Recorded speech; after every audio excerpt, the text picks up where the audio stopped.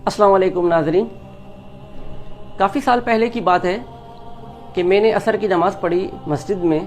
मेरे साथ मेरे दोस्त अदनान खलील भी थे। असर की नमाज़ जब ख़त्म हुई तो नमाज के फ़ौरन बाद एक नौजवान जिसकी उम्र कोई 18-20 साल थी, वो खड़ा हुआ और लोगों से पैसे मांगने लगा। जैसे उमूमन हमारी मसाजिद में होता है, कोई ज़रूरतमंद आता है और नमाज के बाद वो लोगों के सामने अपना मसला रखता है। उस नौजवान ने कहा कि मैं नवाबशाह का रहने वाला हूँ, मेरी जेब कट गई है, आप मेरी मदद करें ताकि मैं अपने घर तक पहुँच सकूँ। ये ऐलान करने के बाद वो मस्जिद में पीछे जाकर बैठ गया। जब वो पीछे जाकर बैठा, मैंने अपने दोस्त अदनान से कहा, अदनान भाई, अच्छा नहीं लगता, बड़ा हैंडसम सा नौजवान है, लोगों से पैसे मांग रहा है, चलो हम इसको पैसे दे देते हैं, इसका किराया अदा कर देते हैं ताकि लोगों से पैसे ना मांगे।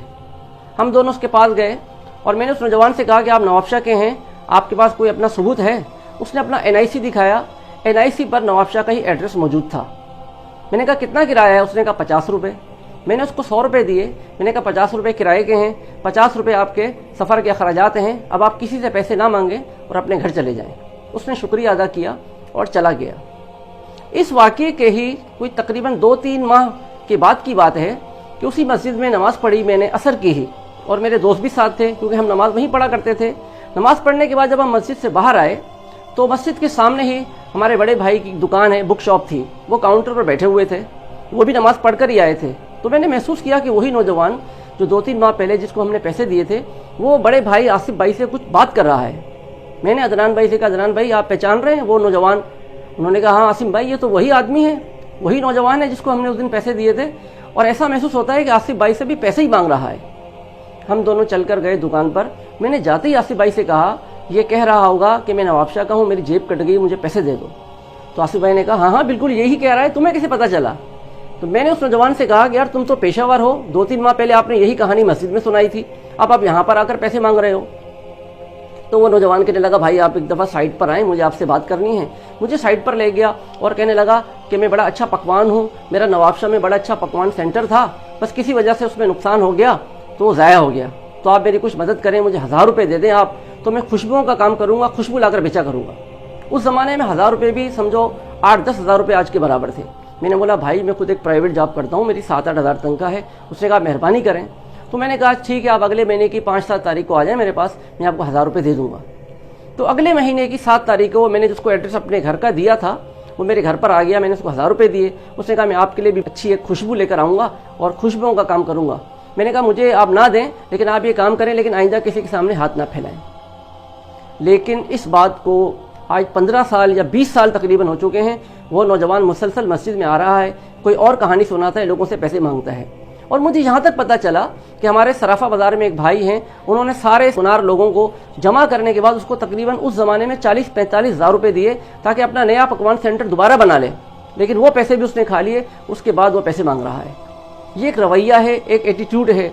ये किसी फ़र्द में आ जाए, किसी ख़ानदान में आ जाए, किसी कौम में आ जाए, हुक्मरानों में आ जाए, जब ऐसे हाथ फैलाने की आदत बन जाती है, बड़ी मुश्किल से जाती है।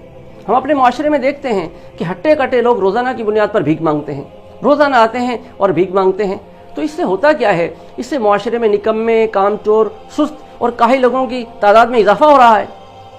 मैं एक मरतबा मातली जा रहा था किसी प्रोग्राम के सिलसिले में, तो मातली जाने के लिए हैदराबाद से मैं कोस्टर में बैठा।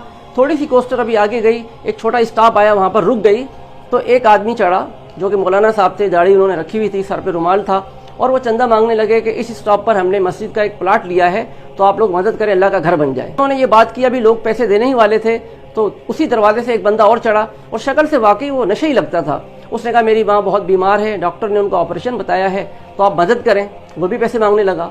तो मौलवी साहब ने देखा कि अब लोग इसकी तरफ मुतवज्जे होंगे, इसको पैसे देंगे, तो मौलवी साहब ने फ़ौरन कहा, भाई ये नशई है, नशा करता है, ठीक है, और आपके पैसों से नशा करेगा, कोई इसकी माँ बीमार नहीं है। फ़ौरन उस नशई ने ये कहा कि भाई इसका भी कोई प्लाट नहीं है मस्जिद का, 20 साल से ये प्लाट के नाम पर पैसे मांग रहा है, आप उतर कर देख लो, यहाँ पर कोई मस्जिद का प्लाट नहीं है। फिर लोगों ने दोनों को बस से उतार दिया। तो आप देखें हमारे माशरे में लोग किस किस तरीके से भीख मांगते हैं।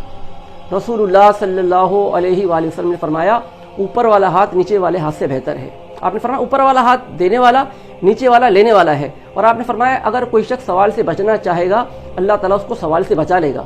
देखिए अगर कोई ज़रूरतमंद हो, अगर ठीक है वो तकाजा कर सकता है और लोगों से कुछ ले भी सकता है, लेकिन जब उसकी ज़रूरत पूरी हो जाए उसके बाद उसको आदत ना बनाए, उसको रवैया ना बनाए देखिए, हम बाहर मुल्कों में देखते हैं کہ وہاں پر لوگ اپنے کسی فن کا مظاہرہ کرتے ہیں، کوئی کرتب دکھاتے ہیں، کوئی جمناسٹک دکھاتے ہیں، کوئی سنگنگ کر رہا ہے، کیونکہ بھیک مانگنے کو وہاں پر مایوس سمجھا جاتا ہے. اور ہمارے یہاں ایک ٹرینڈ بن چکا ہے، ایک عادت بن چکی ہے، لوگ روزانہ کی بنیاد پر بھیک مانگتے ہیں.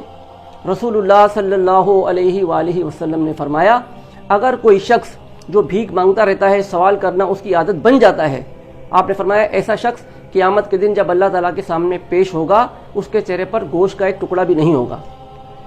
دیکھیں کتنی بڑی بات ہے کہ اللہ کے رسول علیہ الصلوۃ والسلام اس کی مذمت کر رہے ہیں. اسلام میں بھیک مانگنے کی، ہاتھ پھیلانے کی مذمت کی گئی ہے. ہاں، بحالت مجبوری اگر آپ نے کسی سے اگر پیسے لے لیے، اگر آپ نے کسی سے پیسے طلب کر لیے ہیں، آپ کی ضرورت پوری ہو گئی، لیکن اس کے بعد آپ مانگتے رہیں، یہ کوئی اچھا رویہ نہیں ہے، بلکہ آپ کو کما کر کھانا چاہیے. پھر کیا ہوتا ہے کہ معاشرے کے لیے کوئی اچھا سائن نہیں ہے کہ معاشرے میں چاروں طرف ہٹے کٹے لوگ ہوں، نکمے اور کاہل ہوں، لوگوں سے بھیک مانگتے ہوں. یہ کسی معاشرے کے لیے، کسی سوسائٹی کے لیے ایک اچھا شگون نہیں ہے. بہت جلد ملتے ہیں ایک نئی ویڈیو کے ساتھ. اپنا خیال رکھیے گا. اللہ حافظ.